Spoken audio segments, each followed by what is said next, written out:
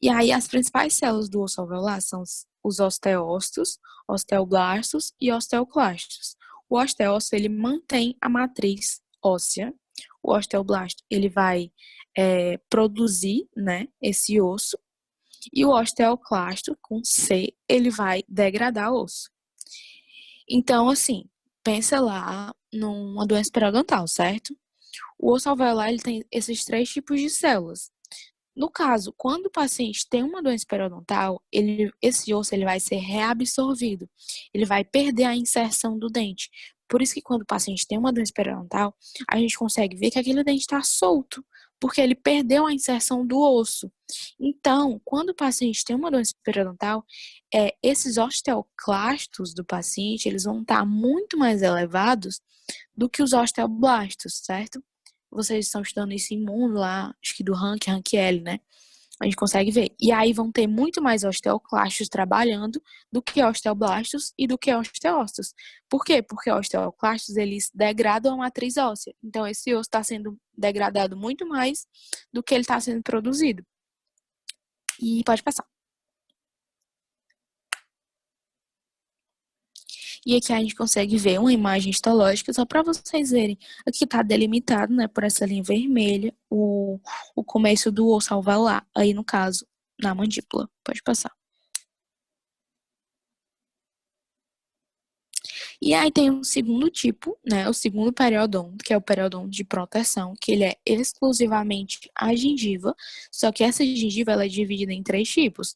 Gengiva inserida, gengiva papilar ou interdentária e a gengiva marginal ou livre. Essa estrutura, né, que é o periodonto de proteção, a gengiva, ela tem origem através da fusão do epitélio reduzido do órgão do esmalte com o epitélio da mucosa oral. Lá naquela primeira aula de histologia, não precisa saber de muita coisa. O que é esse epitélio reduzido? Ele não vai pedir isso, porque vocês já tiveram essa prova. Mas é bom saber que, né, que a gengiva ela é formada através da fusão do epitélio reduzido do órgão do esmalte com o epitélio da mucosa oral. E aqui a gente consegue ver, né, a gengiva papilar ou interdentária, que é realmente essa gengiva entre os dentes. A gengiva livre, que é a gengiva mais próxima ao dente, que é uma gengiva mais lisinha e fácil de ser levantada, porque ela não é aderida ao dente, certo? E a gengiva inserida, que é essa que tem formato de casca, ou aspecto de casca de laranja, e ela é mais vermelhinha. Em caso de gengiva saudável, é claro. Pode passar. Aqui a gente consegue ver, né, todo esse periodonto com o dente aí inserido, que é a gengiva, periodonto de proteção, cemento, ligamento periodontal e osso alveolar, periodonto de inserção. Pode passar. Aqui, essa parte preste muita atenção, porque ele adora cobrar isso e todo mundo se confunde. Ó, vertente externa, tá divertindo, certo? Tem essa linha pontilhada de verde aqui do lado de fora. Vocês conseguem ver que essa linha pontilhada é essa parte daqui da imagem da direita, né? Essa parte que tá para fora é a gengiva, certo? Então, o epitélio é tecido epitelial pavimentoso estratificado para queratinizado.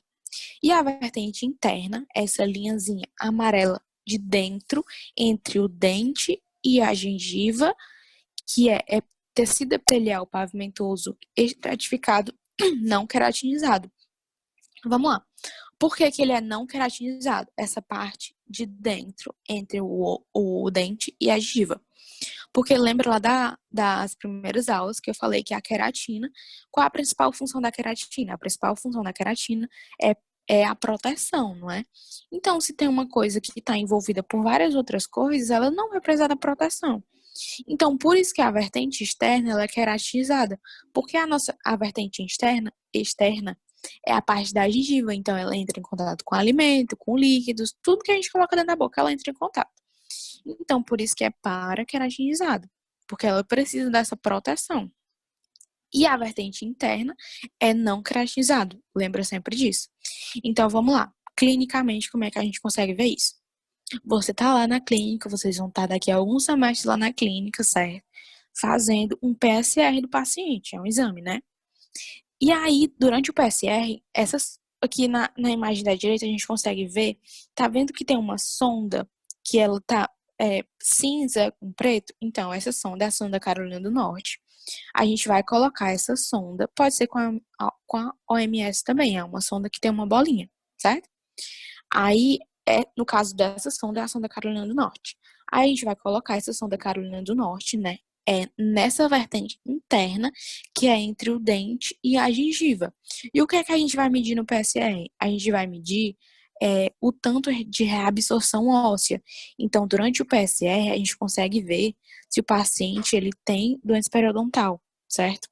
E o grau de doença periodontal. Vocês estão vendo que essa sonda ela é milimetrada, ou seja, eu consigo medir cada pontinho desse é 1 milímetro. Então, a parte cinza é 1 milímetro, a parte preta é 1 milímetro, certo? Posteriormente, a gente vai ver que durante essa sondagem, até 3 milímetros, ou seja, de 1 milímetro a 3 milímetros, é uma gengiva saudável, um periodonto saudável. Então, quando a gente faz a sondagem, a partir de 3, já pode ser um indicativo que o paciente tem uma doença periodontal, certo? Tem sondagem que pode dar 7, pode dar 10 milímetros. É super normal um paciente que tem doença periodontal ter essa sondagem bem alta. Então, lembrando, vertente externa para queratinizado, vertente interna não queratinizado, certo? Pode passar. Pronto. Aí o espaço biológico. Vamos lá. O espaço biológico, ele é chamado de espaço biológico, só que eles estão tentando mudar esse nome, né? Na verdade, já mudaram.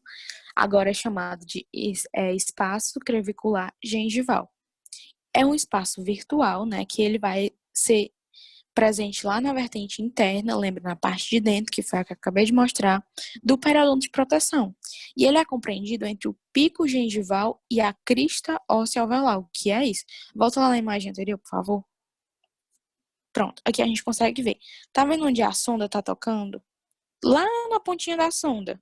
Tá vendo que tem uma pontinha de osso? Então, isso aí é o pico do osso, né? Mais ou menos assim. Exatamente o que o Gabriel tá mostrando. E aí, a gente consegue ver aqui no começo essa primeira parte da gengiva. Então, o espaço biológico, ele vai ser medido desde o comecinho da gengiva aqui, desde o comecinho da vertente interna com a vertente externa, até essa espícula óssea, né, do osso alveolar. Esse vai ser o espaço biológico. Pode voltar para aquela imagem. Pronto. E aí ele vai ser preenchido por tecidos moles e ele vai ser dividido em epitélio sucular, epitélio juncional e inserção conjuntiva. Vou já mostrar o que é isso. E aí, né, como eu tinha falado antes, até 3 milímetros eu medi lá no PSR, deu 3 milímetros, ótimo, para não estar saudável. Deu mais de 3 milímetros, pode ser o indicativo de uma doença periodontal. Pode passar. Pronto, aqui a gente consegue ver, né, as divisões desse espaço biológico. Essa parte é muito importante porque eu tenho certeza que ele vai cobrar isso na prova, ele sempre cobra. E aqui a gente consegue ver a inserção conjuntiva. Aqui vocês estão vendo, né, na imagem da lâmina histológica, a parte da gengiva e essa partezinha da direita que está bem rosinha, um rosa bem uniforme, é o dente. Então, a inserção conjuntiva é a junção onde tem gengiva ao dente, certo? E ela vai medir cerca de 1,07 milímetros. E aí, o epitélio juncional, é porque aqui tá errado, mas epitélio juncional. É esse epitéliozinho bem rosinha que a gente consegue ver aqui na vertente interna, certo? Ele vai medir cerca de 0,97 milímetros. E o sulco gengival é essa parte onde se conecta a vertente externa com a interna, certo? Essa papilazinha. Ela vai medir cerca de 0,69 milímetros.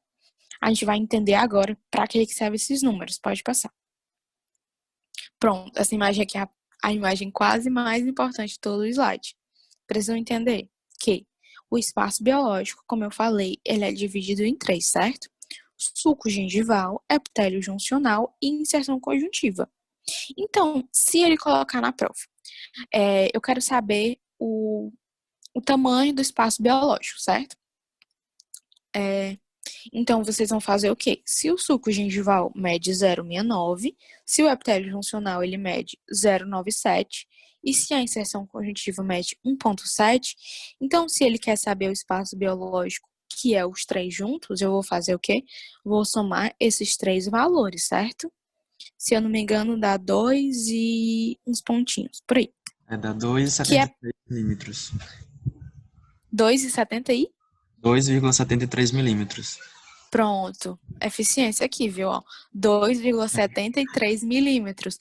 Por isso que a gente arredonda, né, para 3 milímetros. Então, normalmente o tamanho do espaço biológico saudável vai ser até 3 milímetros. Só que se ele pedir o tamanho, ele não vai pedir aproximado, ele vai querer que você faça o cálculo. Mas já pode ir para a prova com esse número certo na cabeça, 2,73. E aí, ele pode pedir também a distância biológica, né? Que o que é essa distância biológica? É o epitélio juncional mais a inserção conjuntiva. Então, eu vou somar 0,97 com 1,7. Então, lembrando, se ele pedir espaço biológico, eu vou somar os três valores. Se ele pedir somente a distância biológica, eu vou somar somente dois valores, que é o epitélio juncional com a inserção conjuntiva. Pronto, vocês precisam entender isso. Se alguém tiver alguma dúvida sobre isso, pode falar, por favor, que é super importante. Pode passar.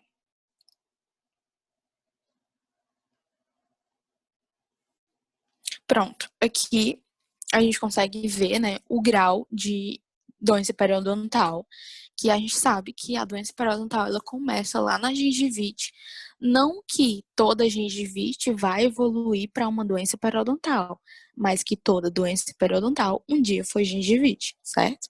Assim, se tu tá lá atendendo um paciente, tu vê que ele tá sangrando muito e tal, tem os exames, né, que a gente vai aprender posteriormente que para indicar se o paciente está com gengivite ou não. Então, se teu paciente está com gengivite, o que é que tu vai fazer?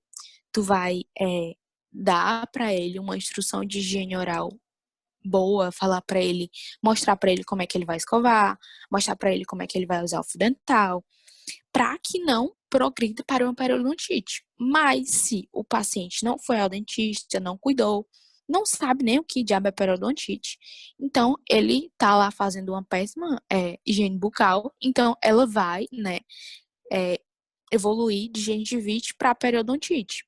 E aí tem 3 graus de periodontite. Tem a periodontite inicial, onde a gengiva já está bem inflamada e começa, aqui a gente vê que lá na espícula óssea, vocês estão vendo que ela já está começando a reabsorver, certo? Então, a periodontite inicial, o osso começa a reabsorver. Vocês estão vendo que aqui na sonda Carolina do Norte, na gengivite, ela descia pouco, certo? E aí na periodontite, tá vendo que ela já desceu um pouquinho mais para dentro do osso? Justamente, quanto mais essa sonda descer, mais a gente vai conseguir saber o grau de periodontite. E aí tem a inicial, a moderada e a avançada, onde o osso já vai estar quase todo reabsorvido. Esse grau de avançada é quando a gente vê aquelas imagens bem chocantes, que a gente vê que o osso, ou o dente, desculpa, ele já tá só lá segurado pelo vento. Justamente assim, se a gente quiser fazer um êxodo daquele dente, a gente consegue fazer com os dedos e gaze. Então, assim, né, o paciente já não cuidou, não procurou dentista, não foi para canto nenhum. E ele realmente vai perder aquele dente, né? Porque mastigação, qualquer trauma, qualquer coisa, aquele dente vai avulsionar para fora da boca. Então, vocês precisam entender isso e pode passar. E pronto, obrigada pela atenção, por ter ficado até o final. Pode passar. Eu tô com medo de cair, falta menos de 1 minuto pra acabar. Pronto, essas são as